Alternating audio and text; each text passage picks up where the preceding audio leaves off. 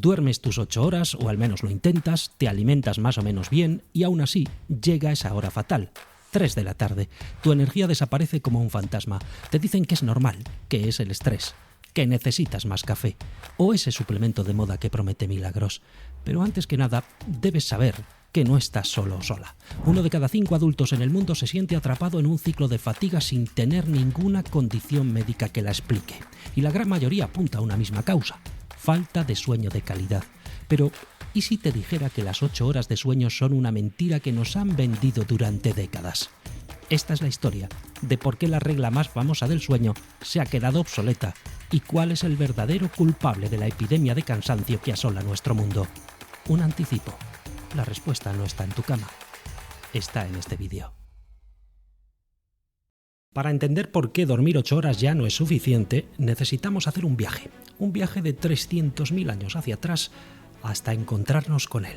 Te presento a nuestro antepasado paleolítico. Vamos a llamarle, por ejemplo, Johnny Cavernícola. Su cerebro y el tuyo son prácticamente idénticos. Misma capacidad, mismas neuronas, misma estructura, pero aquí termina el parecido. Nuestro antepasado Johnny se despierta con el sol, sale de su refugio y su mundo es brutalmente simple.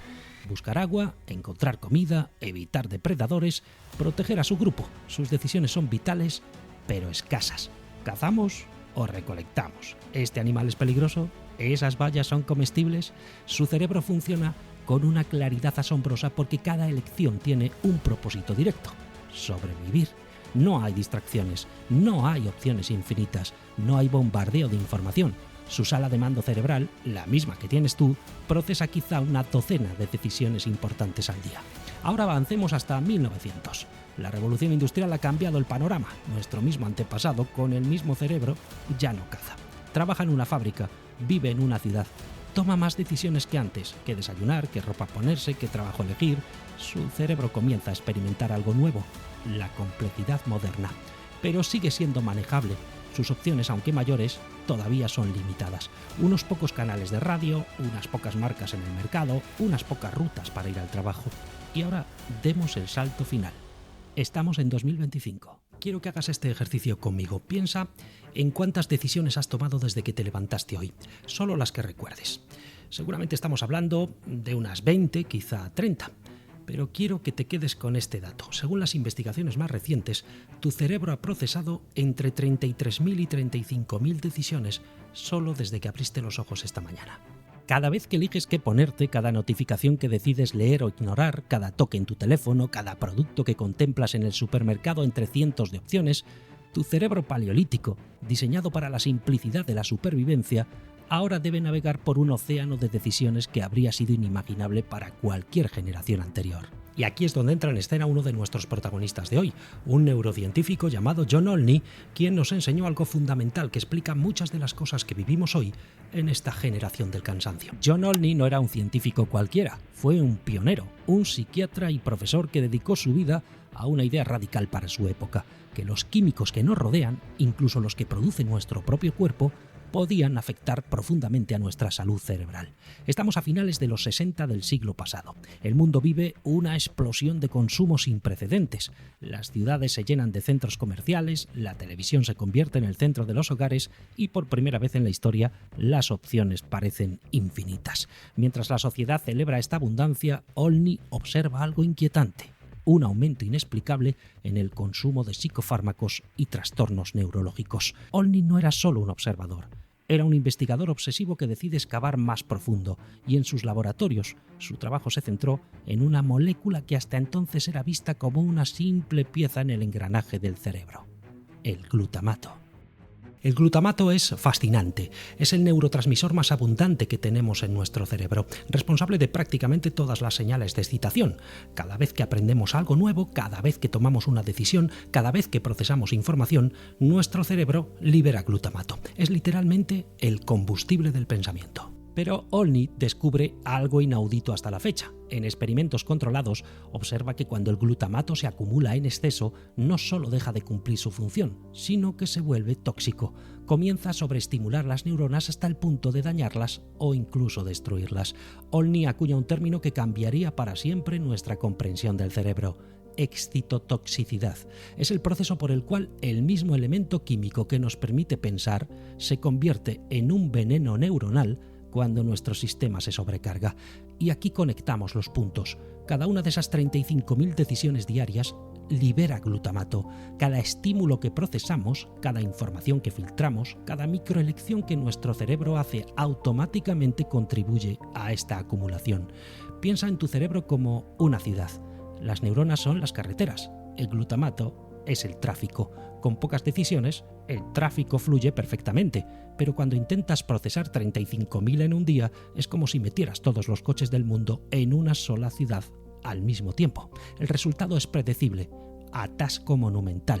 Las señales se ralentizan, los procesos se vuelven ineficientes y eventualmente el sistema colapsa. Esto no es una metáfora, es exactamente lo que está ocurriendo en tu cerebro ahora mismo. Resulta que lo que Olney descubrió en los años 70 era una advertencia que nadie escuchó porque estábamos demasiado enamorados de nuestra nueva capacidad de elegir. Pero 50 años después sufrimos las consecuencias. ¿Y de qué manera? Tu cansancio no es pereza, no es falta de vitaminas, no es que necesites más café. Es tu cerebro gritándote que está siendo envenenado por la vida moderna. Y esto es solo el comienzo de nuestra historia. Porque el glutamato en realidad es solo uno de los actores protagonistas en esta ecuación. Hay otro actor en esta tragedia neurológica, uno que está íntimamente conectado con la sustancia de la que más dependemos para funcionar: la cafeína. Y aquí es donde la historia se vuelve realmente inquietante, porque resulta que nuestra solución favorita para el cansancio no solo no funciona, en realidad está empeorando el problema. El consumo de café en el mundo no para de aumentar. En tan solo una década ha crecido más del 17% y en el último año se ha alcanzado la cifra récord de 177 millones de sacos de café de 60 kilos consumidos. Después del agua, el café es la segunda bebida más consumida. Se calcula que los consumidores bebemos 2.600 millones de tazas de café cada día en todo el mundo. Después del petróleo, el café es la mercancía más comercializada en el mercado mundial. Estos datos no obedecen a casualidades o modas. Ya hemos visto cómo nuestro cerebro, diseñado para la simplicidad de la cueva, está asediado por las miles de decisiones y estímulos que nos lanza la vida moderna. Y esto literalmente está agotando nuestra mente. Pero déjame formularte una pregunta. Cuando sientes ese cansancio, ¿cuál es tu primera reacción? Seguramente tomarte un café, o 2, o un refresco de cola, o 5. Y aquí es donde entramos en la trampa que la sociedad moderna nos ha tendido. Nuestro cuerpo, en su infinita sabiduría, tiene un mecanismo de defensa contra el exceso de glutamato. Mientras tu cerebro trabaja y consume energía, acumula una sustancia llamada adenosina. La adenosina es como la señal de alarma interna de tu cuerpo. Oye, estoy cansado, necesito un descanso, nos dice. Es el mensajero que le dice a tu cerebro: es hora de dormir. Pero nosotros, astutos humanos modernos, hemos encontrado una forma de silenciar ese mensajero. Sí, la cafeína. La cafeína no te da energía, no te carga las pilas mágicamente. Lo que hace es bloquear los receptores de adenosina en tu cerebro. Es como si el mensajero llegara a la puerta, pero la cafeína le hubiera puesto un cerrojo. Así que, aunque tu cuerpo esté acumulando más y más adenosina en segundo plano, tú no sientes el cansancio. Problema resuelto, ¿verdad? Pues no, para nada. Imaginemos una presa. La adenosina es el agua que se acumula detrás de ella. La cafeína es la presa. Mientras el efecto de la cafeína dura, el agua sigue subiendo y subiendo. Pero la cafeína no dura para siempre. Y aunque su efecto se desvanece, esa presa se rompe. Y toda esa adenosina acumulada, todo ese cansancio silenciado te golpea como si una pisonadora te pasara por encima. Es el famoso bajón de la tarde que te deja agotado. Es tu cuerpo en realidad diciéndote: por fin te has quitado el cerrojo y llevo horas esperando para decirte lo cansado que estoy. Y ahí es donde nos damos cuenta de que no estamos solucionando el problema, solo lo estamos posponiendo. Estamos creando una deuda de sueño y de energía que tarde o temprano nos pasa factura. Este ciclo de glutamato, adenosina y cafeína nos atrapa en un círculo vicioso del que parece imposible salir. Y es que ¿cómo vamos a romperlo si ni siquiera entendemos lo que nos pasa? La clave está en cómo entendemos y gestionamos nuestra energía. Y para eso no hay metáfora más brillante y poderosa que la teoría de las cucharas. Esta teoría nació de una experiencia personal. En el año 2003, una joven llamada Christine Miserandino, que vivía con lupus, una enfermedad autoinmune, cenaba con una amiga. Su amiga le preguntó: ¿cómo es vivir con lupus? ¿Cómo te sientes de verdad? Y Christine, cansada de explicar lo inexplicable, agarró todas las cucharas que pudo de la mesa y se las entregó. Estas son tus cucharas para mañana, le dijo, y continuó explicando que para una persona sana las cucharas de energía son, en principio, ilimitadas. Te levantas, te duchas, desayunas, vas a trabajar, haces ejercicio, sales con amigos y no te paras a pensar en la energía que gastas, simplemente la tienes. Pero para ella, con lupus, la vida era una constante administración de recursos. Cada actividad, por pequeña que fuera, ducharse, cocinar, incluso hablar por teléfono, le costaba una preciosa cuchara. Si gastaba todas sus cucharas antes de tiempo, el resto del día e incluso el día siguiente estaba agotada. No podía simplemente seguir adelante. Tenía que elegir, tenía que priorizar. Lo que Christine creó fue mucho más que una metáfora para las enfermedades crónicas. Creó un lenguaje universal para el agotamiento, porque aunque no tengamos lupus o fibromialgia, la vida moderna nos ha empujado a todos a vivir como si tuviéramos un número limitado de cucharas. De hecho, se ha convertido en una herramienta sorprendentemente precisa para describir la fatiga que sentimos. Lo que Christine explicó con cucharas, la ciencia lo demuestra con la sobrecarga que sufre tu cerebro. Imagina que cada una de esas cucharas es la capacidad que tiene tu mente de procesar información sin colapsar. El problema es que la vida moderna nos obliga a gastarlas a un ritmo vertiginoso. No es solo el trabajo físico, es la decisión constante, el bombardeo de datos, la gestión de 1000 estímulos a la vez, lo que agota tus reservas mentales. Es como si el tráfico en esa ciudad de tu cerebro de la que hablábamos antes ya no fuera lento, sino un atasco permanente. Y no es casualidad que algunas de las mentes más interesantes del mundo moderno hayan adoptado estrategias radicales para reducir la toma de decisiones triviales. Barack Obama lo confesó abiertamente. Durante su presidencia explicó a la revista Vanity Fair que solo vestía trajes grises o azules para no gastar energía mental en nimiedades, reservándola para las decisiones importantes de Estado. Mark Zuckerberg, famoso por sus camisetas grises, fue igualmente explícito. Quería despejar su vida para tomar la menor cantidad de decisiones posibles sobre cualquier cosa. Para él, elegir la ropa era una distracción tonta o frívola. Y luego está Steve Jobs, con su famoso uniforme jersey de cuello alto negro, vaqueros y zapatillas, que terminó por ser un símbolo de su búsqueda de la simplicidad y eficiencia y sin duda le ahorró decisiones diarias, aunque su origen fue diferente. La idea de vestir siempre el mismo uniforme en el trabajo surgió por una visita a una fábrica japonesa, y Jobs intentó implementarla para sus empleados, pero fracasó. Sin embargo, él mismo se enamoró de la idea y se convirtió en seña de identidad, además de ser muy útil para ahorrar energía mental. Ellos entendieron, cada uno a su manera, lo que la teoría de las cucharas nos enseña. La energía mental es un recurso finito, no es solo el trabajo físico, es la decisión constante, el bombardeo de datos, la gestión de 1000 estímulos a la vez, lo que agota tus reservas mentales. Así que el problema es que la vida moderna, con su ritmo, su exigencia y su constante sobreestimulación, nos ha reducido las cucharas a todos. Nos ha puesto en una situación donde, aunque no tengamos una enfermedad, vivimos como si nuestra energía fuera limitada. Y en realidad lo es, y la estamos malgastando en cosas que realmente no nos nutren. Este agotamiento crónico, este vaciado de cucharas diario, no es una debilidad personal, es una consecuencia directa de vivir con un cerebro de cavernícola en un mundo que exige la velocidad de un superordenador. La buena noticia es que una vez que entiendes dónde se están yendo tus cucharas y por qué tu cerebro está en modo sobrecarga, puedes empezar a recuperarlas. Y no se trata de volver a la cueva.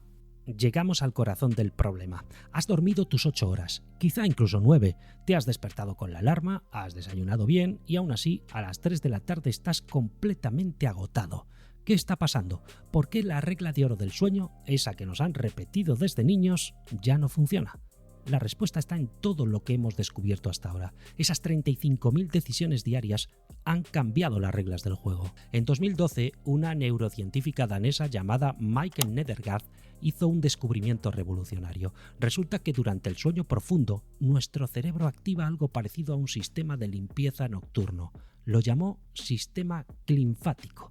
Durante la noche, mientras dormimos, este sistema literalmente lava nuestro cerebro, eliminando las toxinas acumuladas durante el día, incluido, por supuesto, todo ese exceso de glutamato del que hemos venido hablando. Era como descubrir que el cerebro tiene su propio servicio de limpieza que solo trabaja de noche. Pero aquí está el problema. Si tu nivel de glutamato de partida es ya demasiado alto debido al estilo de vida moderno, 8 horas de sueño no son suficientes para limpiarlo todo. Es como si los camiones de basura tuvieran que recoger el doble de desechos con el mismo tiempo disponible. Simplemente no pueden con todo. La regla de las 8 horas, esa que nos han transmitido de generación en generación, nació en un mundo diferente. Se estableció cuando nuestros antepasados tenían trabajos físicos, cuando las decisiones eran pocas y concretas y cuando, por supuesto, no existían las pantallas ni el bombardeo constante de información. Pero hoy nuestro cerebro llega al final del día saturado de glutamato, con los receptores de adenosina bloqueados por la cafeína y con un nivel de estrés que habría sido impensable para generaciones anteriores. 8 horas de sueño intentan limpiar un desastre que es 3 veces mayor que el que estaban diseñadas para manejar. Y aquí es donde la historia se vuelve aún más preocupante, porque cuando las 8 horas no funcionan, ¿qué hacemos? Buscamos ayuda química. España es el país del mundo donde más ansiolíticos se consumen para conciliar el sueño. Cada noche, 5 millones de personas toman una pastilla para dormir. Y eso sin tener en cuenta el suplemento de moda, la famosa melatonina. No se considera fármaco sino suplemento nutricional y por lo tanto no existen datos oficiales sobre su consumo. Sin embargo, algunos estudios apuntan a que en Estados Unidos su consumo se ha multiplicado por 5 en 2 décadas y en España, donde el éxito en forma de gominolas es indiscutible, se estima que ha crecido más de un 30% solo en los 2 últimos años. ¿Es la melatonina la solución mágica que creemos? El doctor Gonzalo Pino, uno de los mayores expertos en sueño infantil de España, advierte que estamos creando una generación dependiente de pastillas para dormir, niños que no pueden conciliar el sueño sin una gominola de melatonina. El problema es que la melatonina puede interferir con el sistema natural de limpieza del cerebro. Michael Nedergaard descubrió que muchos somníferos, de hecho, pueden interrumpir ese proceso natural. Pero no todo está perdido. Aquí es donde la historia nos vuelve a dar una lección magistral. Durante milenios, mucho antes de saber qué eran el glutamato o la adenosina, diferentes culturas desarrollaron sistemas para proteger la mente humana del colapso. Los antiguos turcos tenían una palabra de 5 letras para describir el estado ideal de equilibrio mental y físico. Huzur. Significa paz o serenidad, pero no una paz pasiva, sino un estado activo de armonía entre cuerpo y mente. Lo fascinante es que la civilización otomana, sin microscopios ni laboratorios, habían identificado exactamente las mismas soluciones que la neurociencia moderna está redescubriendo hoy. Es como si hubiera creado un manual de usuario para el cerebro humano basándose únicamente en siglos de observación y experiencia. Veamos qué significa exactamente huzur. El primer pilar es hareket, movimiento en turco. Y aquí tenemos la primera gran paradoja. Cuando estás mentalmente agotado, lo último que quieres hacer es moverte. Pero el movimiento es exactamente lo que tu cerebro necesita para resetear. ¿Por qué? Pues porque cuando te mueves, especialmente al aire libre, tu cerebro activa la neurogénesis, la creación de nuevas neuronas. Pero más importante aún, el movimiento acelera la circulación del líquido que utiliza el sistema para lavar tu cerebro. Vamos ahora con la U de Uiku, que significa sueño. Pero no se trata solo de dormir más, sino de dormir de forma más inteligente. Hasta el siglo XIX los humanos no dormían de una sola vez, dormían en 2 fases separadas por un periodo de vigilia. Los historiadores lo llaman sueño bifásico. Te acostabas al anochecer, dormías unas 4 horas, te despertabas hacia medianoche para orar, leer o conversar y luego volvías a dormir hasta el amanecer. La llegada de la iluminación artificial y los horarios laborales más estrictos promovieron un cambio hacia el patrón de dormir de un tirón toda la noche. Sin embargo, nuestro cerebro está programado genéticamente para dormir en 2 tiempos. Por eso sentimos esa bajada de energía alrededor de las 2-3 de la tarde. No es pereza, es evolución. Y sí, sé lo que estás pensando, sobre todo si eres español, aunque también los japoneses y otras culturas llevan muchas décadas practicándola. Hablamos de la siesta. Pese a la mala fama que nos acarrea a veces, está demostrado que un parón de entre 20 y 30 minutos después de comer favorece el reseteo y la limpieza de nuestras funciones cerebrales. La Z viene de samán, tiempo, pero no hablo de gestión del tiempo tradicional. Hablo de algo que los monjes benedictinos perfeccionaron hace 1000 años, la automatización de decisiones rutinarias. San Benito estableció en el siglo XI horarios extremadamente regulados, no porque fuera obsesivo, sino porque había descubierto algo fundamental. Cada decisión rutinaria que automatizas es energía mental que liberas para lo que realmente importa. Dedicar 30 minutos el domingo a planificar tu semana es una cuchara de energía que recuperas y menos glutamato que produces. La segunda U de Uyum es la armonía, y aquí necesitamos hablar de un término que tiene preocupados a los expertos neurológicos: el doom scrolling, ese hábito moderno de desplazarse compulsivamente por redes sociales. Cada swipe libera una microdosis de dopamina. Tu cerebro piensa que está cazando información valiosa, pero en realidad estás atrapándote en un ciclo que mantiene tu cerebro en estado de alerta constante, produciendo glutamato sin parar y generando un exceso de agotamiento brutal. Y llegamos a la R, que viene de rutina alimentaria. Los antiguos griegos creían que ciertos alimentos podían combatir la fatiga. Estaban equivocados en la explicación, pero acertados en la solución. Hay alimentos que aumentan la producción de glutamato y otros que la reducen. Los azúcares refinados y la comida ultraprocesada disparan tus niveles. En cambio, alimentos ricos en antioxidantes como los arándanos, las nueces y el pescado azul ayudan a neutralizar el exceso. Para esto, nada mejor que seguir la regla de oro de nuestras abuelas. Si tu abuela no reconocería ese alimento, probablemente tu cerebro tampoco deba procesarlo. Quiero ser completamente honesto contigo. La regla de las 8 horas no ha dejado de funcionar porque sea incorrecta. Ha dejado de funcionar porque el mundo para el que fue diseñada ya no existe. Nuestros antepasados no necesitaban fórmulas para esto porque su mundo no los bombardeaba con 35.000 decisiones diarias. Nosotros sí necesitamos herramientas, estrategias y sobre todo sabiduría para entender que estar siempre cansado no es normal. Hemos hablado de John Olney, de Christine Miserandino, del Dr. Gonzalo Pin, pero hay algo que todos estos pioneros tienen en común: se atrevieron a cuestionar lo que todo el mundo daba por sentado.